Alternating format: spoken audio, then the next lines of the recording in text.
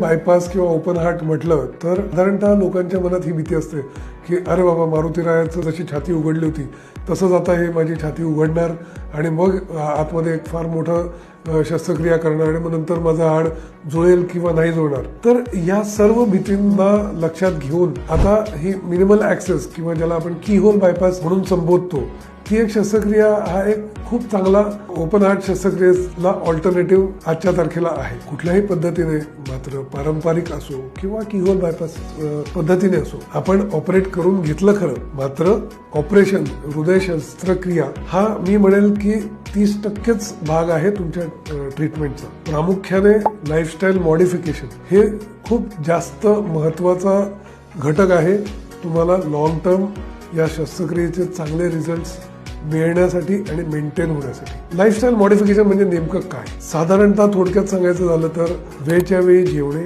वेळच्या वेळी झोपणे, आहारामध्ये खूप जास्त तेलकट तुपकट पदार्थ टाळणे, सकाळ संध्याकाळ अर्धा तास चालणे, अननेसेसरीली खूप जास्त त्रागा टाळणे, चिडचिड टाळणे, मेडिटेशन किंवा योगा या गोष्टींना आपल्या लाईफस्टाईलमध्ये इन्कल्केट करणे. या गोष्टींचं महत्व हे बायपास शस्त्रक्रिये इतकंच आहे, याच्याकडे आपण दुर्लक्ष करता कामा नये. हेल्दी हार्टसाठी हेल्दी लाईफस्टाईल अंगीकारणं हेही तितकंच गरजेचं आहे.